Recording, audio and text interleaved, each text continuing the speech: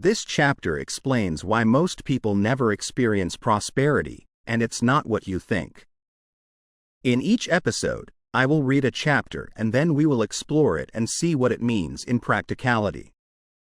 We are beginning with Chapter 1. I will really appreciate your thoughts and reflections in the comments. Let's go. Most people consider life a battle, but it is not a battle, it is a game. A game, however, which cannot be played successfully without the knowledge of spiritual law, and the Old and the New Testaments give the rules of the game with wonderful clearness. Jesus Christ taught that it was a great game of giving and receiving. Whatsoever a man soweth, that shall he also reap. This means that whatever man sends out in word or deed will return to him. What he gives, he will receive. If he gives hate, he will receive hate. If he gives love, he will receive love. If he gives criticism, he will receive criticism. If he lies, he will be lied to. If he cheats, he will be cheated. We are taught also that the imaging faculty plays a leading part in the game of life. Keep thy heart, or imagination, with all diligence, for out of it are the issues of life.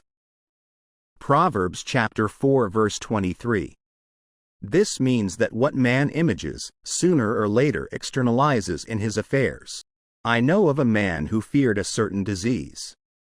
It was a very rare disease and difficult to get, but he pictured it continually and read about it until it manifested in his body, and he died, the victim of distorted imagination. So we see? To play successfully the game of life, we must train the imaging faculty. A person with an imaging faculty trained to image only good brings into his life every righteous desire of his heart: health, wealth, love, friends, perfect self-expression, his highest ideals. The imagination has been called the scissors of the mind, and it is ever cutting, day by day, the pictures man sees there, and sooner or later he meets his own creations in his outer world. To train the imagination successfully, man must understand the workings of his mind. The Greeks said, "Know thyself." There are three departments of the mind: the subconscious, conscious, and superconscious. The subconscious is simply power, without direction. It is like steam or electricity, and it does what it is directed to do. It has no power of induction. Whatever man feels deeply or images clearly is impressed upon the subconscious mind and carried out in minutest detail. For example, a woman I know, when a child, always made believe she was a widow. She dressed up in black clothes and wore a long black veil, and people thought she was very clever and amusing. She grew up and married a man with whom she was deeply in love. But in a short time he died, and she wore black and a sweeping veil for many years. The picture of herself as a widow was impressed upon the subconscious mind, and in due time worked itself out, regardless of the havoc created. The conscious mind has been called mortal or carnal mind. It is the human mind and sees life as it appears to it. It sees death, disaster, sickness, poverty, and limitation of every kind, and it impresses the subconscious. The superconscious mind is the God mind within each man, and is the realm of perfect ideas. In it is the perfect pattern, spoken of by Plato, the divine design. For there is a divine design for each person. There is a place that you are to fill and no one else can fill, something you are to do, which no one else can do. There is a perfect picture of this in the superconscious mind. It usually flashes across the conscious as an unattainable ideal, something too good to be true. In reality, it is man's true destiny, or destination, flashed to him from the infinite intelligence which is within himself. Many people, however, are in ignorance of their true destinies and are striving for things and situations which do not belong to them, and would only bring failure and dissatisfaction if attained. For example, a woman came to me and asked me to speak the word that she would marry a certain man with whom she was very much in love. She called him Abi. I replied that this would be a violation of spiritual law, but that I would speak the word for the right man, the divine selection, the man who belonged to her by divine right. I added, if Abi is the right man, you can't lose him, and if he isn't, you will receive his equivalent. She saw Abi frequently, but no headway was made in their friendship. One evening she called and said, "Do you know, for the last week, Abi hasn't seemed so wonderful to me."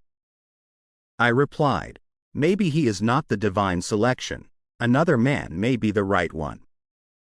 Soon after that, she met another man who fell in love with her at once, and who said she was his ideal.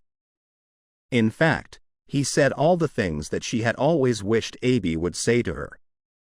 She remarked, it was quite uncanny. She soon returned his love, and lost all interest in Abi. This shows the law of substitution. A right idea was substituted for a wrong one, therefore there was no loss or sacrifice involved. Jesus Christ said, "Seek ye first the kingdom of God and his righteousness, and all these things shall be added unto you." And he said the kingdom was within man. The kingdom is the realm of right ideas, or the divine pattern. Jesus Christ taught that man's words played a leading part in the game of life. By your words ye are justified, and by your words ye are condemned. Many people have brought disaster into their lives through idle words. For example, a woman once asked me why her life was now one of poverty, of limitation. Formerly she had a home, was surrounded by beautiful things, and had plenty of money. We found she had often tired of the management of her home, and had said repeatedly, "I'm sick and tired of things. I wish I lived in a trunk," and she added, "Today I am living in that trunk." She had spoken herself into a trunk. The subconscious mind has no sense of humor, and people often joke themselves into unhappy experiences. For example, a woman who had a great deal of money joked continually about getting ready for the poorhouse. In a few years she was almost destitute, having impressed the subconscious mind with a picture of lack and limitation. Fortunately, the law works both ways, and a situation of lack may be changed to one of plenty. For example, a woman came to me one hot summer's day for a treatment for prosperity. She was worn out, dejected, and discouraged. She said she possessed just $8 in the world.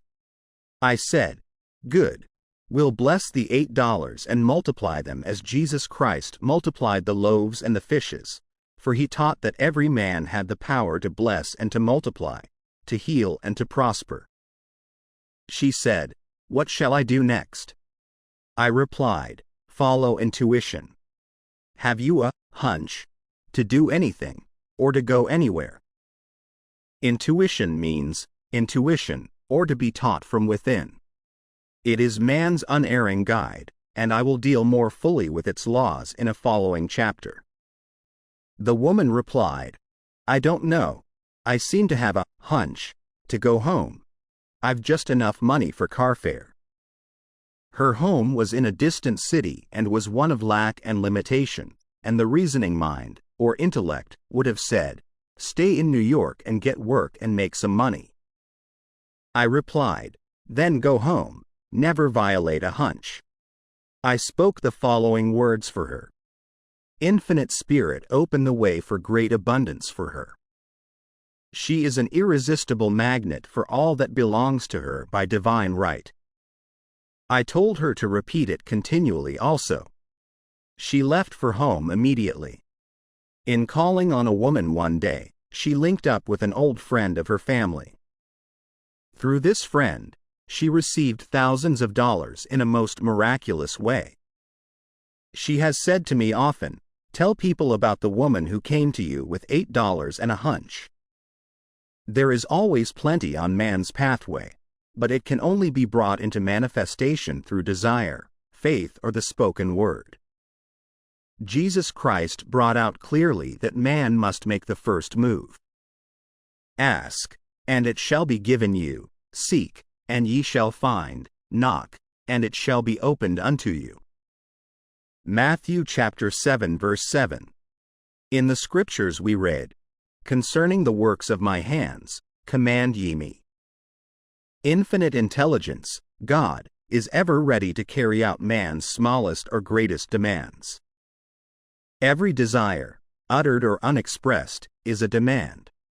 We are often startled by having a wish suddenly fulfilled. For example, one Easter, having seen many beautiful rose trees in the florist's windows, I wished I would receive one, and for an instant saw it mentally being carried in the door. Easter came, and with it a beautiful rose tree. I thanked my friend the following day, and told her it was just what I had wanted. She replied, "I didn't send you a rose tree, I sent you lilies." The man had mixed the order, and sent me a rose tree simply because I had started the law in action, and had to have a rose tree. Nothing stands between man and his highest ideals and every desire of his heart, but doubt and fear. When man can wish without worrying, every desire will be instantly fulfilled. I will explain more fully in a following chapter the scientific reason for this and how fear must be erased from the consciousness. It is man's only enemy. Fear of lack, fear of failure, fear of sickness, fear of loss, and a feeling of insecurity in some plane. Jesus Christ said, "Why are ye fearful, O ye of little faith?" Matthew chapter 8 verse 26. So we can see we must substitute faith for fear is only inverted faith. It is faith in evil instead of good. The object of the game of life is to see clearly one's good and to obliterate all mental pictures of evil. This must be done by impressing the subconscious mind with a realization of good. A very brilliant man, who has attained great success, told me he had suddenly erased all fear from his consciousness by reading a sign which hung in a room. He saw printed, in large letters, this statement, "Why worry? It will probably never happen." These words were stamped indelibly upon his subconscious mind, and he has now a firm conviction that only good can come into his life, therefore only good can manifest. In the following chapter I will deal with the different methods of impressing the subconscious mind.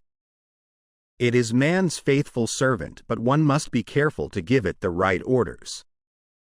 Man has ever a silent listener at his side, his subconscious mind. Every thought, every word is impressed upon it and carried out in amazing detail. It is like a singer making a record on the sensitive disc of the phonographic plate. Every note and tone of the singer's voice is registered. If he coughs or hesitates, it is registered also. So let us break all the old bad records in the subconscious mind, the records of our lives which we do not wish to keep, and make new and beautiful ones. Speak these words aloud, with power and conviction. I now smash and demolish, by my spoken word, every untrue record in my subconscious mind. They shall return to the dust heap of their native nothingness, for they came from my own vain imaginings. I now make my perfect records through the Christ within, the records of health, wealth, love, and perfect self-expression. This is the square of life. The game completed. In the following chapters, I will show how man can change his conditions by changing his words. Any man who does not know the power of the word is behind the times. Death and life are in the power of the tongue. Proverbs chapter 18 verse 21. So, what does this first chapter actually teach us in practical terms? It's saying that life isn't just random. It operates according to laws. And one of those laws is that we experience life according to the images we consistently hold in our minds. Our imagination isn't just for daydreaming. It acts more like a blueprint. When we repeatedly picture something, whether it's success or failure, we are rehearsing it. And over time, that rehearsal shapes how we feel, how we act, and what we notice. The subconscious mind doesn't judge. It doesn't care. It doesn't decide what's good or bad. It simply accepts what is repeated with feeling. So, if we constantly say, "Nothing ever works out for me," or we imagine worst-case scenarios over and over, it becomes instruction. Another powerful idea in this chapter is that fear is misplaced faith. Worrying is not harmless. It's focused expectation. When we worry, we are actually imagining an outcome with emotion attached to it. And that emotional rehearsal influences our behavior. If I expect rejection, I may act guarded. If I expect failure, I may hesitate. And that hesitation can create the very result I feared. The chapter also teaches alignment instead of force. Not everything we want is necessarily right for us. Sometimes we cling to a specific outcome, and when it doesn't work, we think we've lost. But often, releasing the wrong fit creates space for a better one. Psychologically, that's flexibility, not defeat. And finally, words matter. The things we repeatedly say become identity statements. I'm unlucky. I'm bad with money. This always happens to me.